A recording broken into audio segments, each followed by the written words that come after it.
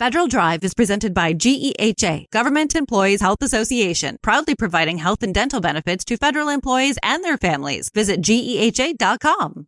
July is Military Consumer Month. That makes it a great time for service members, veterans, and military families to check in on their financial health. But a lot of folks don't realize they're eligible for benefits they're not using.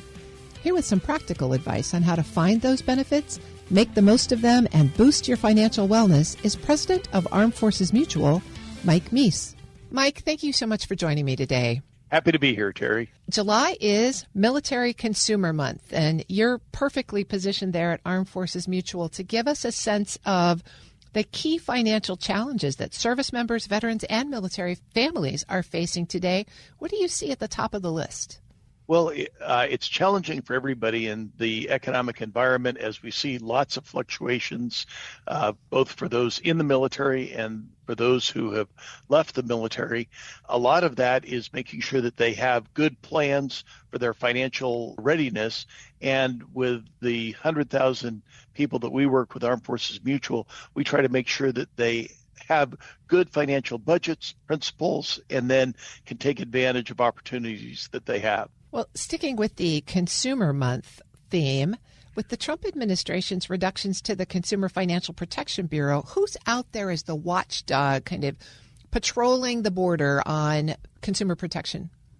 Well, I think every veteran and every military family, as well as civilian families for that matter, need to be watchful themselves. And especially with those of us in the military or veterans, you're getting a constant paycheck, whether that's your veterans payments or your military payments. And so you can be targeted by all kinds of different scams.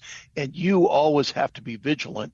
If something sounds like it's too good to be true, it probably is. If somebody's trying to get your information, nobody from the VA or the IRS or the military is ever going to legitimately ask for Social Security numbers and all of those kinds of things over the phone, and you need to be vigilant yourselves and make sure that you don't fall victim to these kinds of scams. This sort of gets to the point of financial literacy. Are there particular resources that you'd recommend for veterans and their families to improve that financial literacy, to improve their financial education? I would. The first that I would say is Military OneSource for those that are on active duty or have retired. That is a government-run website that provides a lot of techniques, even for those of you that are on active duty.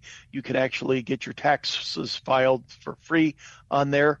Also, Armed Forces Mutual at aafmaa.com or armedforcesmutual.com has a whole financial readiness page that talks about everything from budgets to being careful about scams to the best way to decide whether you're going to rent or purchase property to all kinds of other things. So I think turning to reputable organizations is one of the keys to making sure that you're financially ready and resilient.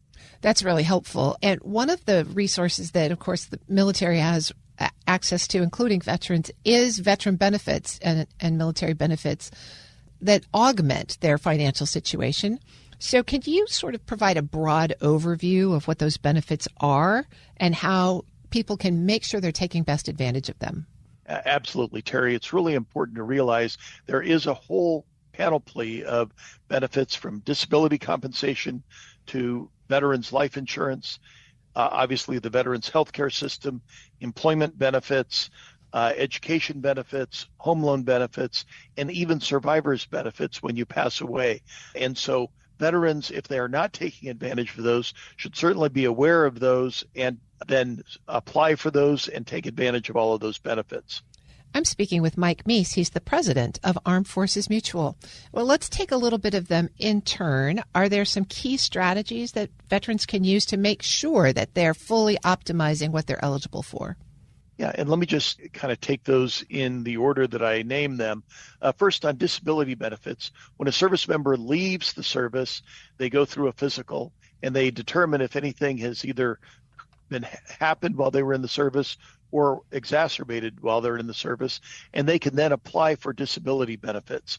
Even if they didn't do that right when they left the service, If afterwards you get something, let's say you broke your leg while you were in the service, you didn't account for that as you left the service, but then that gets worse when you leave, you can have your doctor say, hey, this was probably related to my military medical records, and you can still get VA disability compensation. Related to that, if you do have any disabilities, you're eligible for VA health care. And even if you're using TRICARE or your Blue Cross Blue Shield for your civilian employer or Medicare.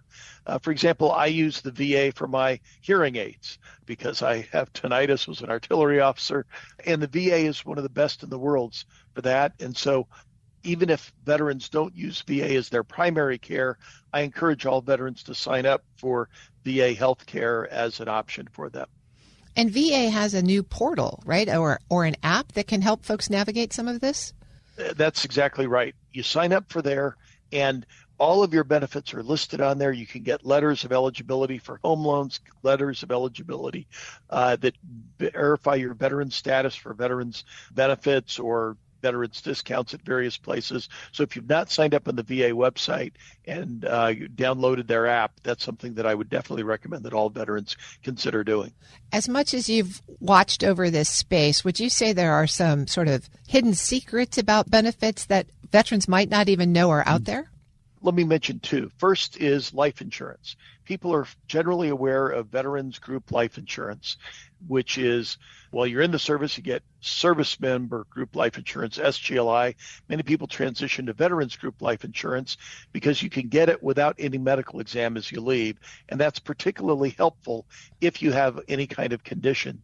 The challenge is veterans group life insurance is usually not the least expensive if you're in fair health or better. So we readily recommend that people check with other providers like Armed Forces Mutual or others that might be able to provide life insurance that's more reasonable for veterans that are, if you're in fair health or good health.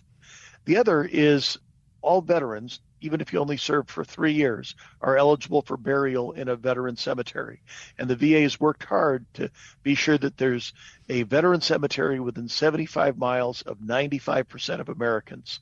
And so as people get older and they start thinking about where they want to be buried, both they and their spouse are eligible for burial or interment if you are cremated at a veteran cemetery. And as you get older, that's something that older veterans should discuss with their families and be able to make those provisions actually in advance with the Veterans Administration. That's right. As I recall, you can now pre-apply for that privilege.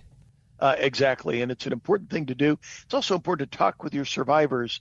So, for example, if somebody has 100% VA disability or has a VA disability and they subsequently die of that condition, let's say you developed high blood pressure while you were in the military and then you die of that condition or have a presumptive condition from your military service. If you die of that condition and that's listed on your death certificate, your spouse would then be eligible for what they call dependents indemnity compensation, which is a tax-free benefit that they would get for the rest of their lives.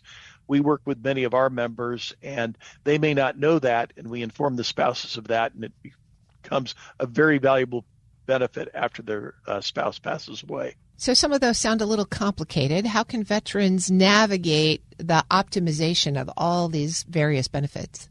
Well, again, not to be too self-serving, but if you reach out to an organization like Armed Forces Mutual, we have specialists that do this every single day that work with survivors on survivor assistance. We have excellent VA benefit specialists that have been trained by the VA, working with organizations like us, like the VFW, Disabled Americans Veterans, or American Legion. Each of those have veteran service officers that are expert on the VA.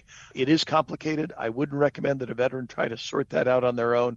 Turn to a reputable organization like that will do it at no cost and be able to help you get all of the benefits that you've earned through your military service. Thank you for that reference, and I'm sure that people will find it helpful. One other question here. Congress is always adding or changing the benefits for veterans, oftentimes expanding them. What's your best advice for people to stay current on what they're eligible for? Well, it goes back to what I mentioned earlier.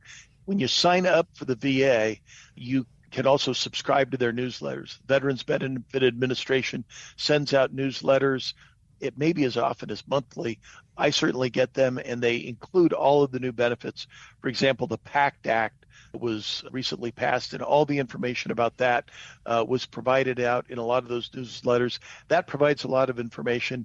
Again, if you join a organization like ours, Armed Forces Mutual, or for example, I'm a life member of DAV and VFW, you get a lot of information from those organizations. It's worth skimming those to make sure that you're up to date on all the latest information. That's really helpful advice. Mike Meese is the president of Armed Forces Mutual. Thank you so much for joining me today, Mike. Thank you very much, Terry. We'll post this interview at federalnewsnetwork.com/Federal Drive. Subscribe to the Federal Drive wherever you get your podcasts.